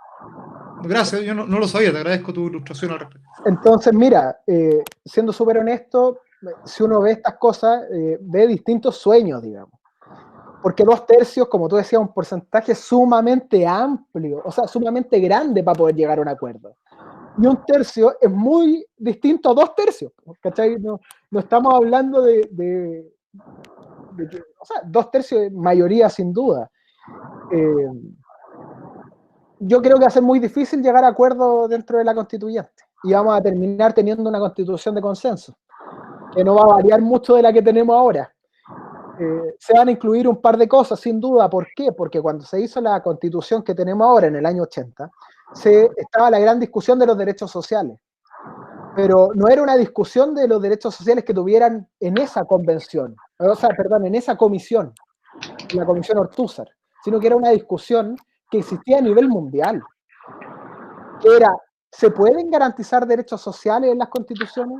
Hoy en día esa discusión está un poco resuelta, en el aspecto de que ya los estados subsidiarios cada vez son menos y los estados de bienestar cada vez son más, porque cuando se hicieron análisis de una rama del derecho que se llama análisis económico del derecho, se dieron cuenta que era mucho más caro no garantizarlos que garantizarlos, porque cuando tú no garantizabas algo, después, cuando ese tipo de derecho social cambiaba de rango, es decir, por ejemplo, en vez de garantizar el derecho a la salud, yo garantizo el derecho a la vida. Pero va a llegar el momento en que el derecho a la salud o la salud se va a deteriorar tanto, que va a llegar a ser un problema de derecho a la vida. Y cuando ya sea un problema de derecho a la vida, solucionarlo, porque tengo que solucionarlo de golpe y porrazo, por lo que me indica una sentencia de la Corte, es distinto y mucho más caro a yo planificar mediante una política pública qué puedo hacer para no llegar a eso. Pero ese estudio no existía en el año 80 o en el 79 cuando se estaban planteando esto. Entonces no fue algo de mala voluntad al final, fue algo de que era una discusión a nivel mundial en ese momento. Entonces, claro, vamos a quizás a tener otras cosas, quizás se va a garantizar un derecho a la vivienda, quizás se va a garantizar un derecho a educación, un derecho a la salud, pero más que eso, no creo que existan grandes cambios. La gente cree que si es que se aprueba una nueva constitución, puede llegar gente a cambiarlo todo. Y debido a estos porcentajes, no se va a poder llegar a cambiar todo. Vamos a tener que llegar a consenso igual. Entonces, bueno, vamos a tener que ver qué pasa con el funcionamiento. Yo no creo que puedan desconocer las normas de los 2/3. Perdón, Alex, una consulta. Si no hubiese sido entonces el sistema de Donto, y hubiese sido absolutamente por cantidad de votos, o sea, llegan 155 personas que, desde que recibió más votos, al 155avo, no, centésimo, quincuagésimo quinto, dijo el obsesivo, perdón. Entonces, igual la constitución actual lo habría obligado a tener que llegar a un consenso en 2/3. O sea, ya. Okay, y de hecho, el sistema proporcional. Lo primero que tiene que hacer la constitución es eliminar estos putos quórum, weón, ya. Perdonen, damas presentes, mi lenguaje poco adecuado, weón. No, pero ya, ok. Y el problema otro, el problema es que el quórum de 2/3 no es algo que le podamos atribuir a la constitución antigua, digamos, sino que este es un quórum que se puso ahora, con el pacto por la nueva constitución, el pacto por la paz social y la nueva constitución, ahí es donde se puso el quórum de 2/3. Porque se decía, bueno, para poder modificar la constitución necesitamos o quórum de 2/3 o quórum de 3/5, dependiendo del capítulo que queramos modificar. Entonces, como acá vamos a modificar todo, que se mantenga el quórum de 2/3. Pero eso fue un razonamiento de los políticos que tenemos ahora, de los congresistas que tenemos ahora. No fue un razonamiento que se le puede achacar a la constitución que se aprobó en el año 80. Eso es algo de ahora. No podemos tratar de traspolar y llevar todas las responsabilidades que se nos ocurran a momentos de antaño, digamos. Hay que tratar de... Por eso yo digo, el tema de los derechos sociales era una discusión a nivel mundial, porque hay culpas que no hay por qué achacarle al resto, o sea, no, era lo que se destilaba en ese momento, los 2/3 de ahora es un quórum del acuerdo, y así es como se van sumando cosas. Entonces, yo creo que es mucho más simple llegar a acuerdos con una votación de sistema proporcional. ¿Por qué? Porque se eligen proyectos por sobre patriadas de independientes, digamos. Entonces, ante eso, estamos ante un sistema que es absolutamente armónico.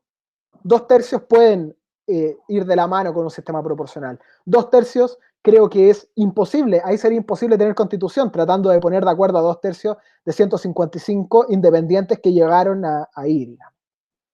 Entonces, ¿por qué? ¿Qué pasa? Cuando se hacen convenciones constitucionales por métodos estadísticos como el que yo conté, que se sortean los cupos, no existe esta limitación de los 2/3, sino que los acuerdos se toman por mayoría.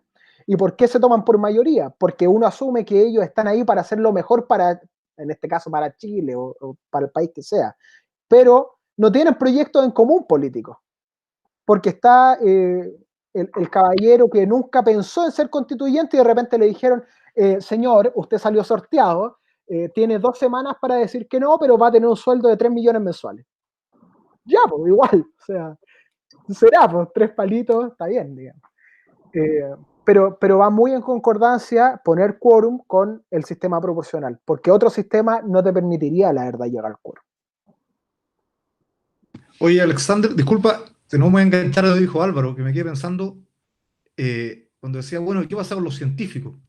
Entonces, ¿por qué, Álvaro? Entonces, no hagamos elección y hagamos una comisión de expertos que también existe, digamos. O sea, también podría haber sido un modelo, digamos. Claro que es mucho más impopular, pero esa comisión de expertos garantizar que haya científicos, garantizar que haya abogados, historiadores.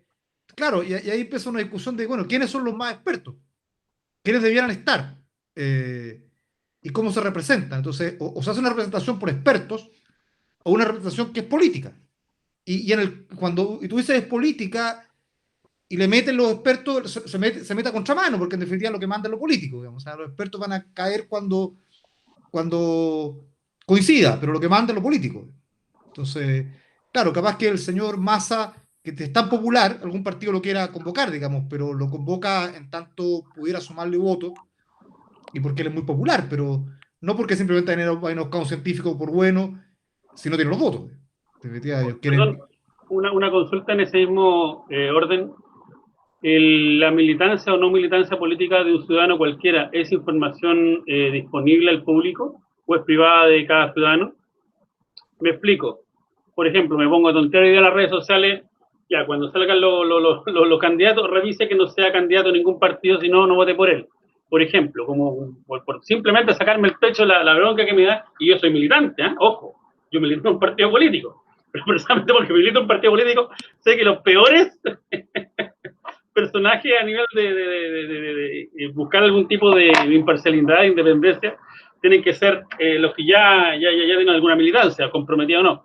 ¿Se puede eso o estoy hablando de arriba del sombrero de copa, pura tonteras? Que no hay inusual, en todo caso.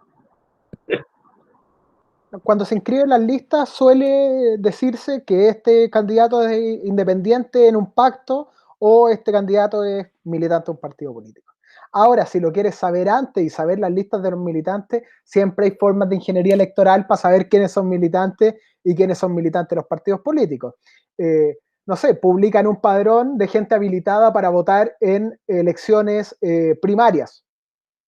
Y en esas listas no pueden votar los militantes de los partidos políticos de la otra coalición. Entonces ahí tú sabes que todos los que no estén son de la otra coalición. Pero mira, con un software de análisis estadístico como Stata, más los padrones electorales que vayan publicando, vaya a poder sacar todas esas cosas, pero tú no puedes ir al server y decir, oiga, me entrega la lista de los militantes de partidos, o sea, se puede, pero no te lo van a pasar porque sí, digamos, porque hay información privada. Es como preguntarte con qué color de calzoncillo andáis hoy día, no sé si lo quieras revelar, pero ser militante de un partido político es como tener una religión o lo que sea, es algo privado, algo íntimo de la persona. ¿Se puede? Se puede. De buena y primera no creo. Bueno, no sé qué les pareció. Para terminar, les quiero contar que la Editorial Jurídica Santiago me permitió sortear 2 copias de este libro, que se llama Una mirada latinoamericana de los derechos humanos, que es un libro que coordinamos que coordiné yo con Flavia Piovesan, que es comisionada interamericana de derechos humanos. Fue un trabajo arduo con artículos de muchas partes de Latinoamérica y siempre he sido malo para hacer concursos y me dijeron que lo sorteara yo. Entonces, bueno, ¿cómo lo podemos sortear? ¿Alguien tiene alguna idea? Yo no tengo idea. Los que más participaron puede ser. Sistema proporcional DONT. Haga el cálculo. Una mujer y un hombre. Sí, eso sí, eso Con sí, paridad, con paridad. paridad de género. Miren, Yo puedo ganarlo. Ah. No, mentira. lo vamos a hacer de la siguiente forma, porque yo creo que es lo justo. Yo acá hay personas que voy a transparentar que yo conozco. Y como tengo que sortearlo, no se lo voy a dar a las personas que conozco. Por último, después nos juntamos y le regalo uno y vemos cómo lo hacemos. Pero creo que es lo justo, ¿no? Acá no conozco ni a Cristian, ni a Eduardo, ni a Cristóbal, y a Ignacio entre los hombres. Y de las chicas no conozco a Valentina, a Karen, a Valentina y a Karen. Ahora, ¿cómo elegimos entre 4 y 2? Vamos a hacer de la siguiente forma. Yo aprendí haciendo clases online que hay gente que se conecta pero que no está. Entonces, de los hombres, Sí. el que quiera ganarse el libro, que ponga ahí yo, en el chat, para saber que está. Porque de verdad yo he sabido, ya, Eduardo puso yo, Cristóbal lo veo, pero ¿vieron? No, sí, estoy. Ahí está, ya, Cristian yo, pero ven, Yo también estoy. no, Marce, yo te conozco, no hagáis trampa. Ya, entonces ven, ya se nos reduce. Ya, Ahí está. Eric no conoce a nadie, elige tú a uno de los hombres que están ahí, po.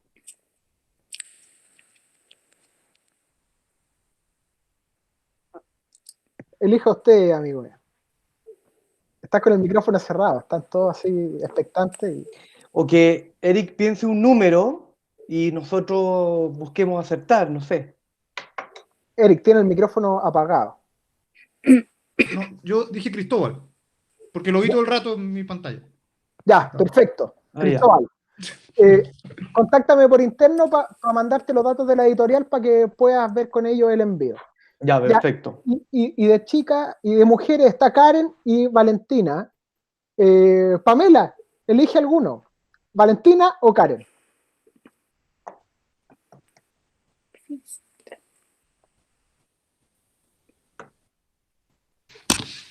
¿Tendremos que hacer sistema número también? No, dale tú nomás. Elige tú, Karen o Valentina. Que las dos han preguntado, ¿cierto? Sí, Sí. Eso está más peludo, ¿eh? sí, por eso te digo. Las dos tienen que ser. Es que esto es como cuando rifan las canastas de Unimark. Hay un límite y si se pasan le llega al que la estaba regalando, digamos. Así que, Es como, claro. Ya, dice lo no, mismo. ya, pero me la juego. Contáctenme las dos por interno. Yo me voy a conseguir otro y con la editorial y Buena. se lo regalamos. Para que me contacten, para darle los datos de la editorial para que puedan ir a buscar sus libros. Bueno, muchas gracias a todos por venir. Buena, gracias. Se los agradezco, que estén bien. Vamos a tener más espacios para conversar. Gracias Gracias. por la invitación. Chao, que estén muy bien. Chao, que estén bien. Gracias. Muchas gracias. Chao. Chao. Chao a todos.